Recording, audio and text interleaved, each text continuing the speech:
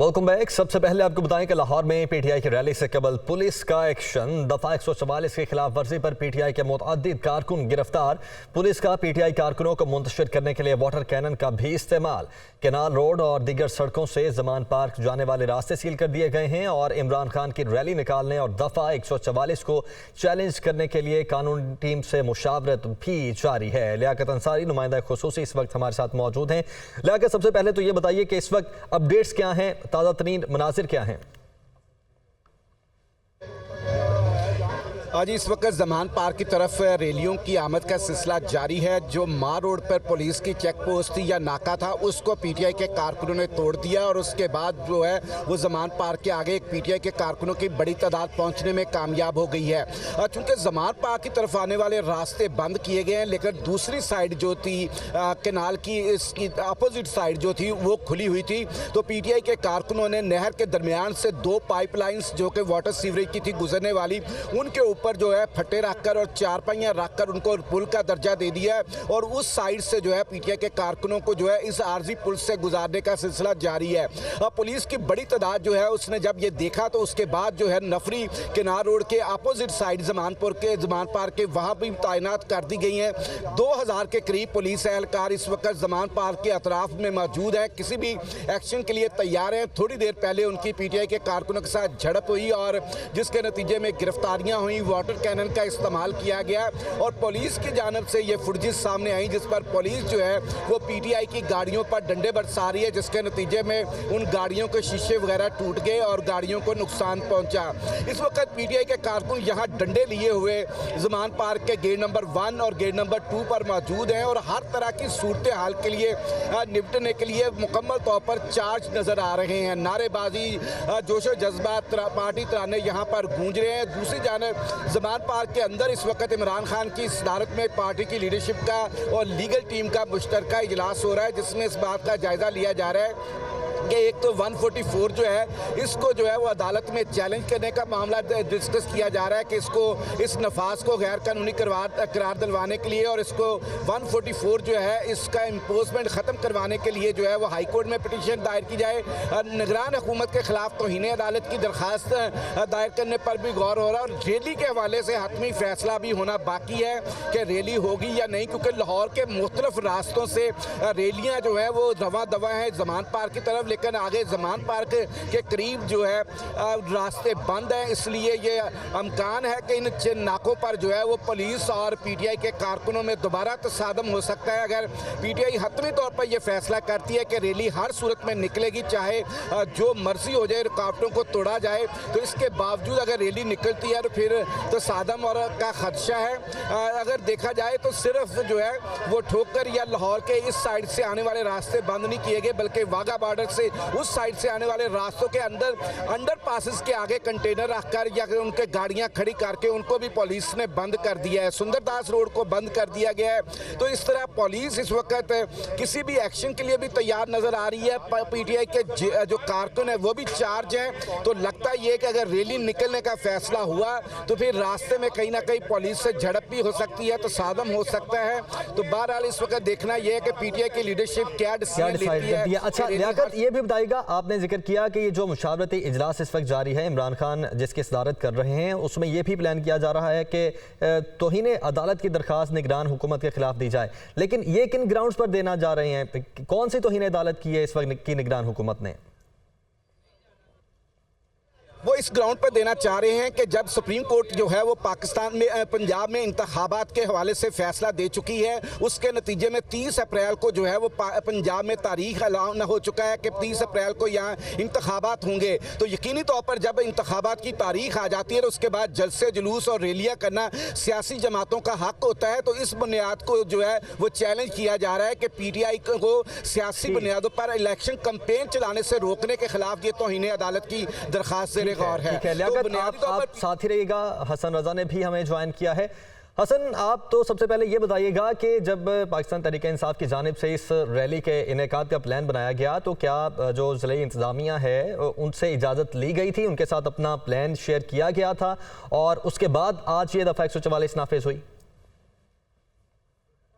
देखिए, पाकिस्तान तरीके इंसाफ ने जब ऐलान कर दिया और क्योंकि उनके नॉलेज में था कि इसी हवाले से महकमा दाखिला पंजाब को कोई दरखास्त नहीं दी जानी, एक बाकायदा तौर पे पंजाब में इंतखाबात का ऐलान जो है वो इलेक्शन कमीशन ऑफ पाकिस्तान की जानिब से जो है वो तारीख सामने आ गई। सदर पाकिस्तान की जानिब से तारीख का ऐलान कर दिया गया।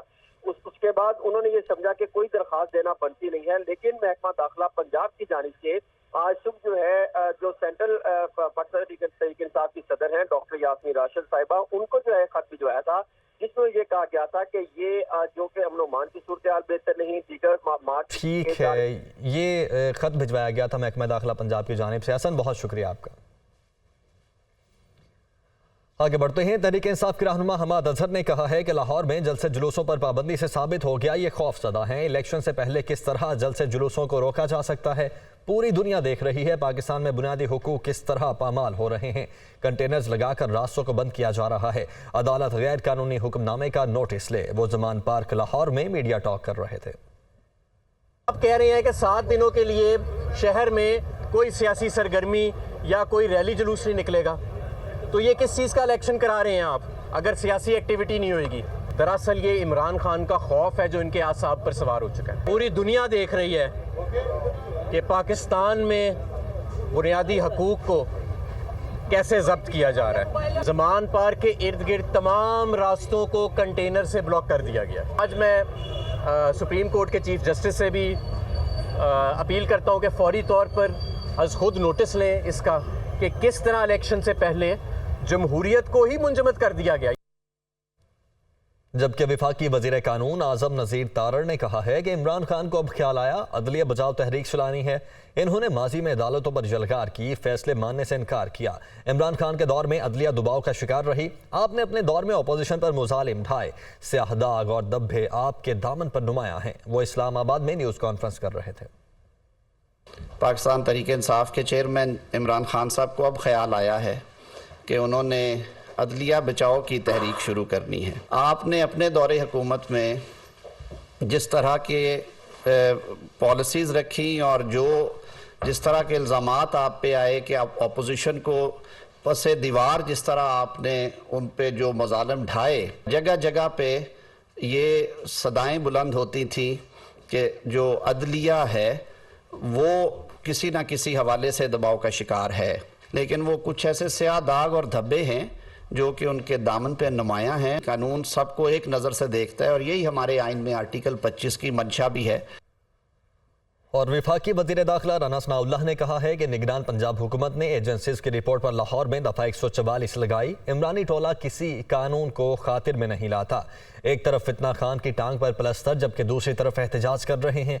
आप सेहतमंद हो गए हैं तो अदालतों का सामना करें। ये शख्स किसी कीमत पर फितना गरी से पीछे हटने को तैयार नहीं। इस्लामाबाद में प्रेस कॉन्फ्रेंस के दौरान उन्होंने PTI के मार्च को बर्गर मार्च करार दिया।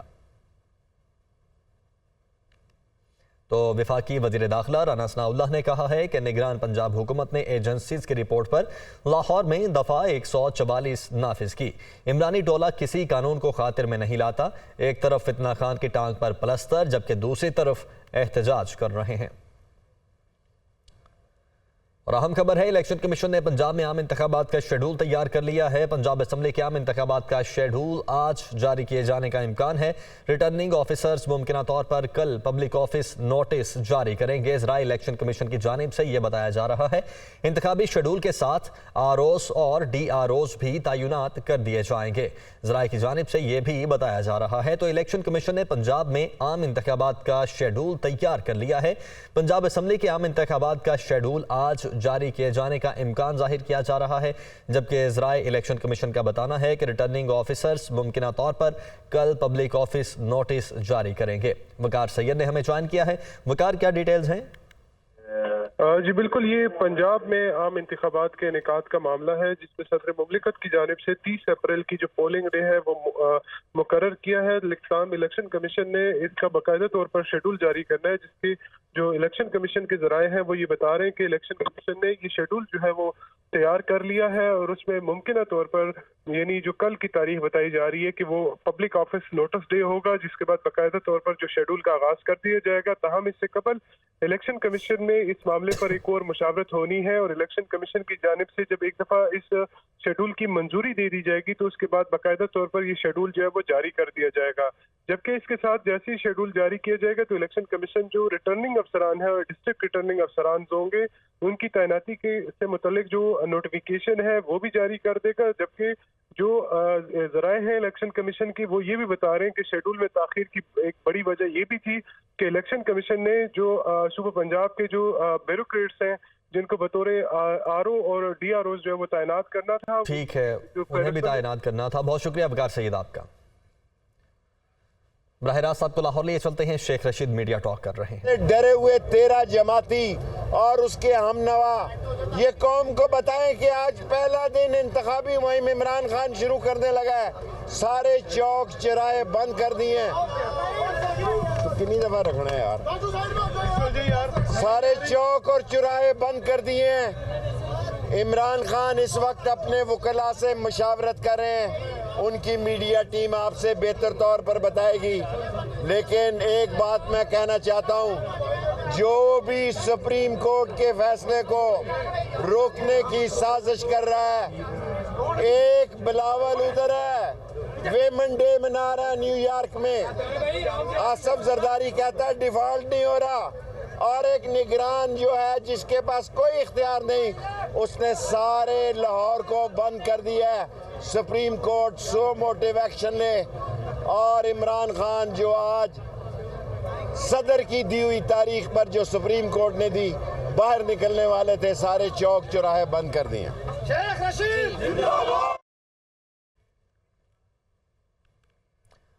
दूसरी जानिब मरियम नवाज इस वक्त तकरीब से खिताब कर रही हैं, आपको ले चलते हैं।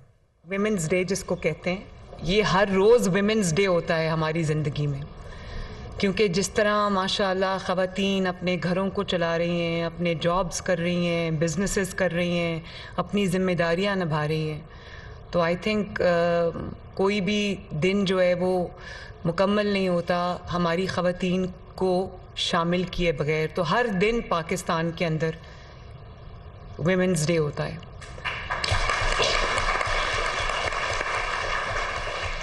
और मैं कोई रिवायती तकरीर नहीं करूँगी, वो बातें जो रिवायती तकारीर हैं वो मुझसे होती भी नहीं, लेकिन मैं जो एग्ज़ैक्ट चीज़ हमें चाहिए ख़वातीन को इस मुल्क के अंदर उनका जायज़ मकाम जगह दिलाने के लिए, मैं कोशिश करूँगी कि मैं उन चीज़ों को पॉइंट आउट करूँ, आइडेंटिफाई करूँ और एड्रेस करूँ।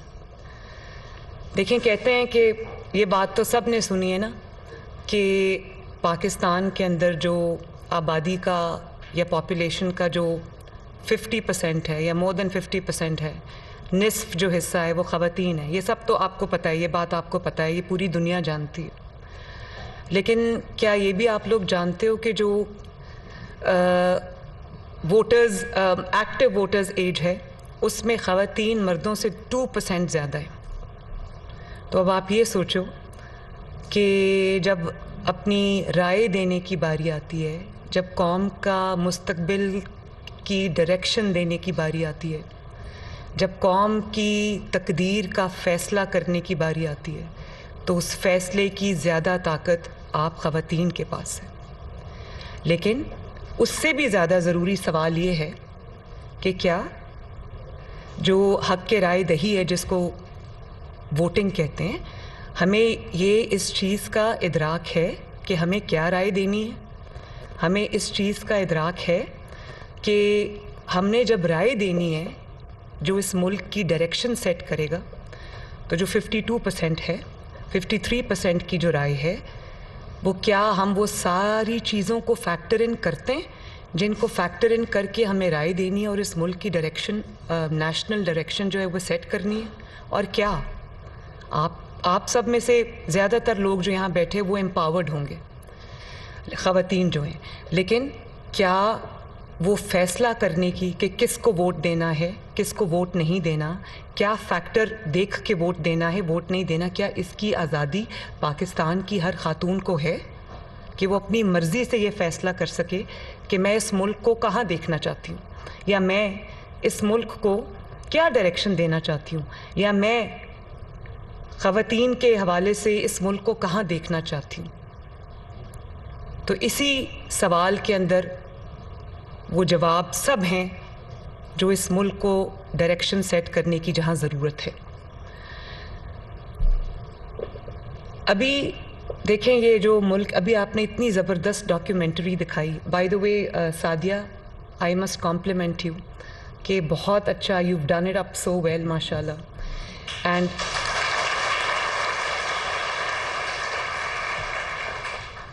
आपने बड़ी, मेरी जो ये तस्वीर लगाई है ना, ये मेरी दोनों बहुत फेवरेट ख़वातीन हैं। एक मोहतरमा फ़ातिमा जना, मैं ऑनेस्टली इतनी इंस्पायर्ड हूँ इस ख़ातून से कि जिन्होंने पाकिस्तान बनाने में, आज जिस पाकिस्तान में हम आज़ादी से रह सकते हैं, उस पाकिस्तान बनाने में उन्होंने अपने भाई का किस तरह साथ दिया, उनकी जंग लड़ी उनके साथ, और एक बड़े बावकार अंदाज में, पूरी क़ुव्वत के साथ, पूरे इरादे के साथ, पैशन के साथ, कमिटमेंट के साथ। तो मैं बहुत बड़ी फ़ैन हूँ मोहतरमा फ़ातिमा जना की। और उसके बाद मेरी सबसे बड़ी जो इंस्पिरेशन है वो मेरी वालदा हैं, कलसूम नवाज़ शरीफ। मैंने अपनी ज़िंदगी में इतना जो विज़न, कभी ऐसी विजनरी खातून ने, वो बहुत बहुत अपने आप को ज़्यादा ग्लोरीफाई नहीं करती थी, लेकिन क्योंकि मेरा बहुत वक्त उनके साथ गुजरा है, तो मैं समझती हूँ कि मैंने कभी अपनी ज़िंदगी में इससे बड़ी विजनरी औरत नहीं देखी। और मेरी जिस तरह से उन्होंने ट्रेनिंग की, और मुझे उसका तब एहसास हुआ जब मुझे जेल का, मुसीबतों का सामना करना पड़ा। उस वक्त मेरी माँ नहीं थी, लेकिन मुझे लगता था कि उनकी पूरी जो ज़िंदगी की उन्होंने मुझे ट्रेनिंग दी है, उस ट्रेनिंग ने और अल्लाह ताला के दिए हुए हौसले ने मुझे वो मुसीबतें, वो जेलें, वो तकलीफ़ें, वो सारी फ़ेस करने का मुझे हौसला दिया। तो मेरी वालिदा मेरे साथ आज नहीं है, लेकिन वो मेरी हर सांस के अंदर हैं, मेरी हर बात के अंदर हैं। मेरी ट्रेनिंग जिस तरह से उन्होंने की कि वो मेरी, मुझे लगता है कि मेरी ज़िंदगी की मैनुअल है। मुझे जहाँ पे रहनुमाई की ज़रूरत होती है तो I go back to her memories, और मैं सोचती हूँ कि अगर मेरी माँ होती तो वो इस बात में मुझे कैसे गाइड करती।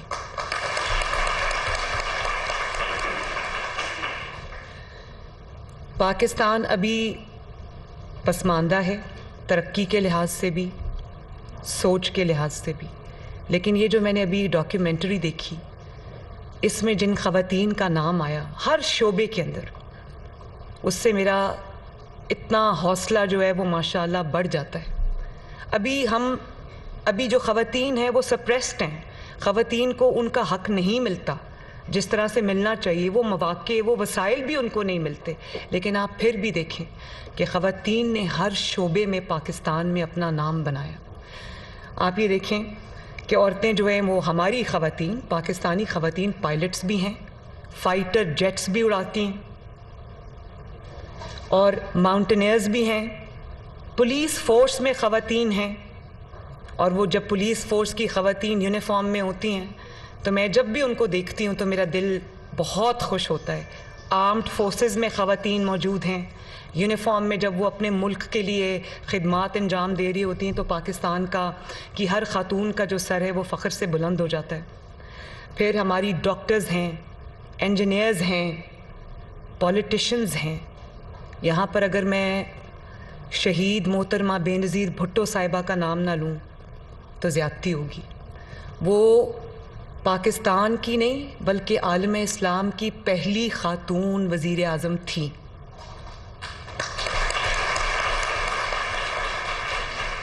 और मेरे लिए, आप सब के लिए, पाकिस्तान की हर ख़ातून के लिए वो एक ट्रेल ब्लेज़र थी, ट्रेंड सेटर थी, और वो ख़ातून थी जिसने वो ग्लास सीलिंग्स जो है ना उनको तोड़ा और आगे आई और दूसरी ख़वातीन को हौसला दिया कि ख़वातीन अगर कोशिश करें, मेहनत करें तो उस मकाम तक भी पहुंच सकती।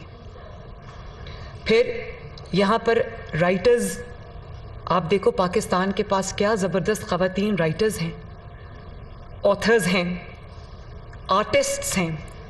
मैं आजकल देखती हूँ सोशल मीडिया पे हदीका कियानी जो सिंगर हैं, वो जिस तरह काम कर रही हैं जो सैलाब ज़दगान की रिहेबिलिटेशन के लिए। मैं ऑनेस्टली उस खातून, मैं उनको कभी नहीं मिली, मैं उनको नहीं जानती, गाने उनके मैंने ज़रूर सुने, लेकिन जिस तरह से वो ख़ुद इंटरेस्ट लेके एक एक घर बनवा रही हैं। कल उन्होंने एक ट्वीट किया हुआ था, एक मस्जिद की तस्वीर जो उन्होंने वहाँ पर जो भी रिहेबिलिटेशन का काम है वो कर रही हैं और बग़ैर किसी हुकूमती इमदाद के कर रही हैं। तो मैं ऐसी ख़वातीन को सलूट करती हूँ।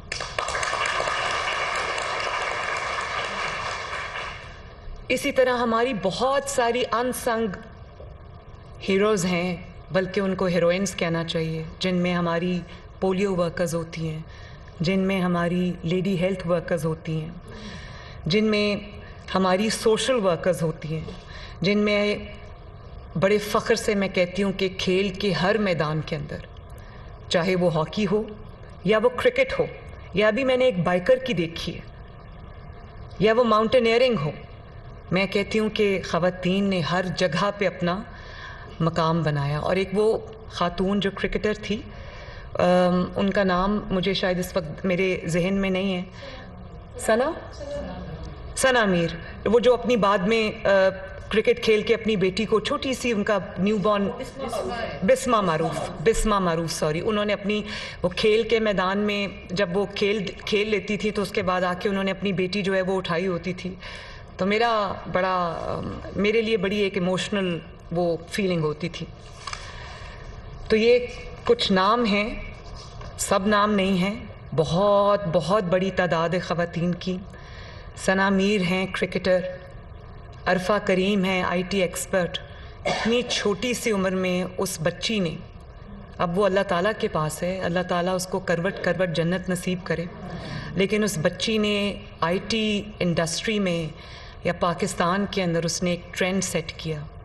मलाला यूसुफजई है, आप देखें कि उसने गोली खाई और ज़िंदगी और मौत की कश्मकश में वो लड़की मुब्तला रही, लेकिन उसने उसको अपनी कमज़ोरी नहीं बनाया। उसके बाद उसने जो कैंपेन एजुकेशन के लिए, जो ख़वातीन के हकूक़ के लिए, एम्पावरमेंट के लिए जो अवेयरनेस कैंपेन चलाई, उसकी आवाज़ सिर्फ पाकिस्तान में नहीं पूरी दुनिया में गई और आज वो रिकग्नाइज लोग उसको करते हैं, उसको एसोसिएट करते हैं पाकिस्तान की औरत के साथ।